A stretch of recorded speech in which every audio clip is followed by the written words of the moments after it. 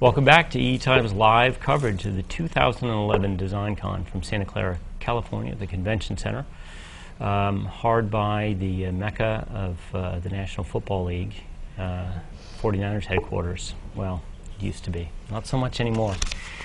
So here with us now for our next 15-minute segment is Grant Martin, Chief Scientist from Tensilica. Grant, thanks for joining us. Thanks, Brian.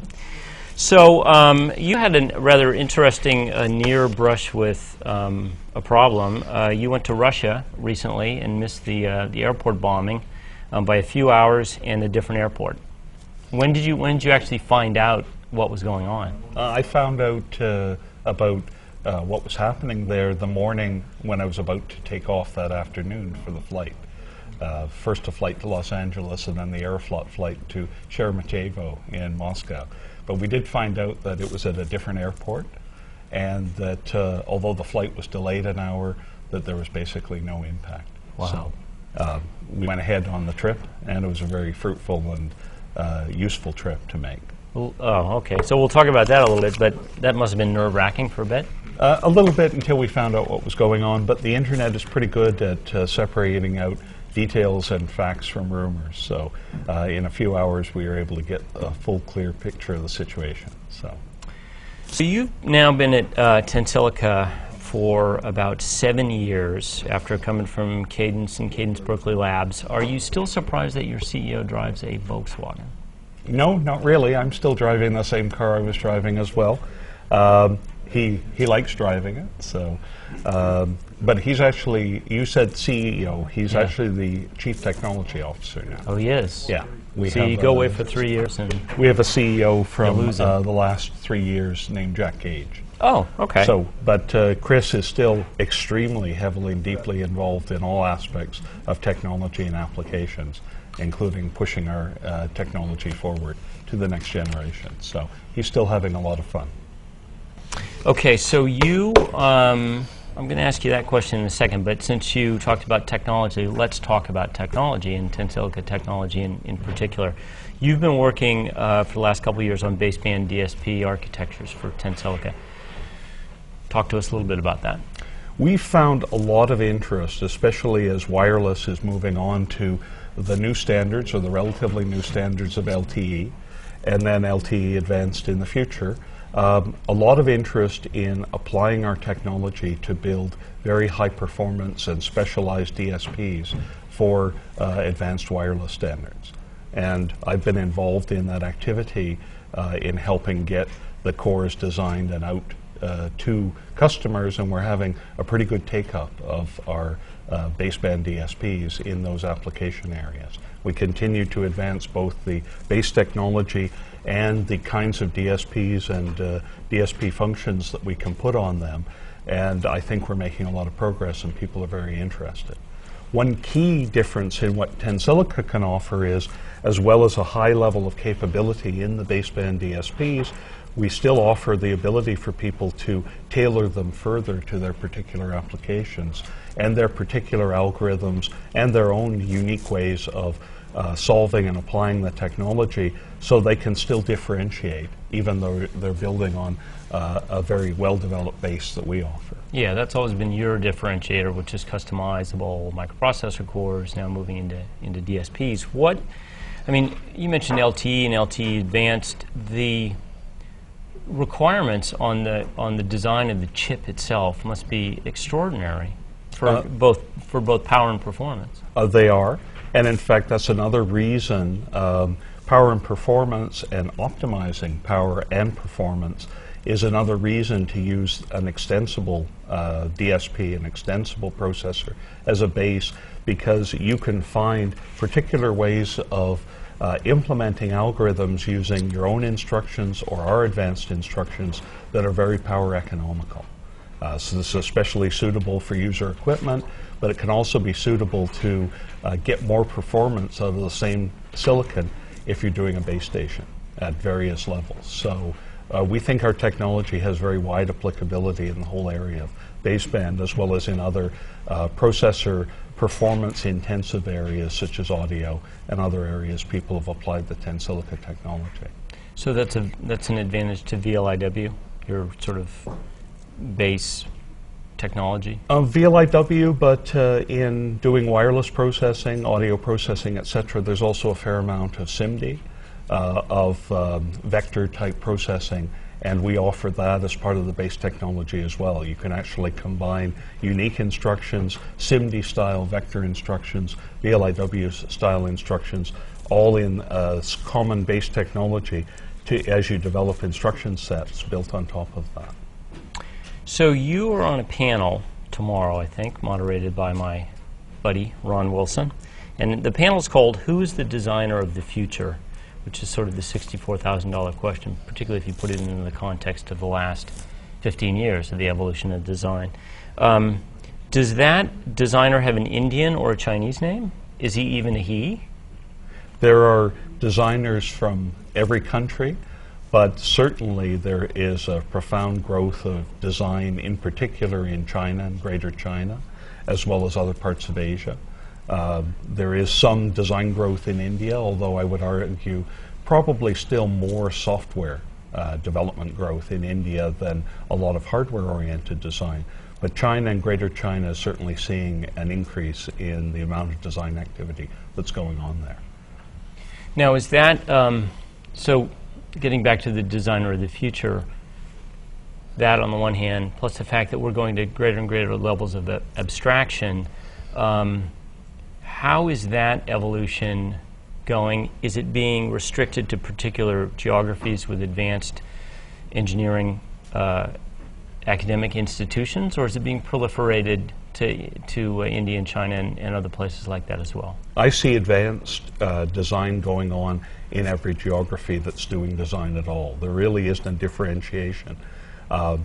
In China, for example, people are working on very advanced systems on chip, and highly integrated systems for application in China and around the world as products. Some of the lead companies in China are competitive and can compete with any other company around the world, and they're doing that now. So they're using advanced technology, they're taking it up, and I don't see a strong national characteristic anymore, if there ever was one, in the way in which people are applying technology. Do you guys have a foothold in some of those geographies? We do indeed. We have customers in China, we have strong customers in Japan, as well as in Europe and North America. So we cover the world in the application of our technology. And so, and the Russia trip, was that, do you have a group there? Are you building a group there? What's going on? That was to actually visit a partner, people we collaborate with on software development. Okay, and that went well. Russia is one country that has not had much participation in worldwide design. They do indigenous design for Russian applications. They do software. They've been doing software for a number of years. I actually, when I worked for Nortel 18 years ago, visited Russia for the first time, and that was to work with a couple of design groups. So they have had some level of participation. I think it will grow in the future, but they have some transitions to do in their economy, and perhaps a move away eventually from dependence on natural resources and re-emphasize engineering, in which they are very strong. You have to stop killing reporters too. Sorry, little editorial comment there. In those 18 years, how have you seen the design engineering world there change? Well, actually, I think some of their big centralized institutions, some of their big internal semiconductor companies, have struggled over the years to try and really find their right niche and role in the worldwide semiconductor economy. The actual hardware design, they're not yet really designing products for world needs in the same way that companies in India a bit, and certainly China, are designing products for world needs. So they're not quite there yet. One thing they are doing is software development of various kinds. That's growing a bit. That may be their leading edge development. But eventually, I think their hardware development skills will probably come to the fore in particular applications. They'll need to work on what those applications are and think of a world market rather than just an indigenous market. So how do you, as a company, this is sort of an off the beaten path kind of question, but how do you manage because I used to work with an engineering group that was in Armenia, and they're all PhDs. They're brilliant guys, absolutely brilliant. But they have a legacy of having been part of the Soviet Union for years and years and years, where there's a certain, how to put this politely, clamp down on creativity. So how do you take the best, or how do you encourage creativity in those groups in the former Soviet bloc countries to get it to sort of match with Western or European creativity in terms of design? I actually didn't find a particular creativity gap.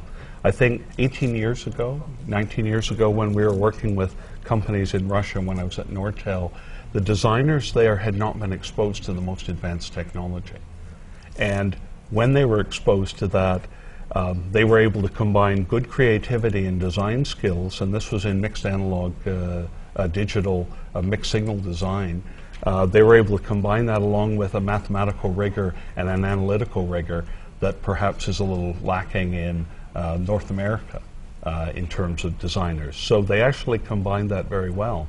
Working with partners most recently, software development, they have not been necessarily exposed to our kind of configurable extensible processor technology, and once they get used to that kind of technology, they can apply their very high level of mathematical skill and rigor to developing software for that environment, and the results are pretty promising. Progress. Very Absolutely. good progress. Progress. So speaking of progress, let's talk a little bit about ESL. What's the latest there? It's sort of fallen off my radar screen. Like I said, I was away from EE-Times for about 3 years. Come back, the world's changed.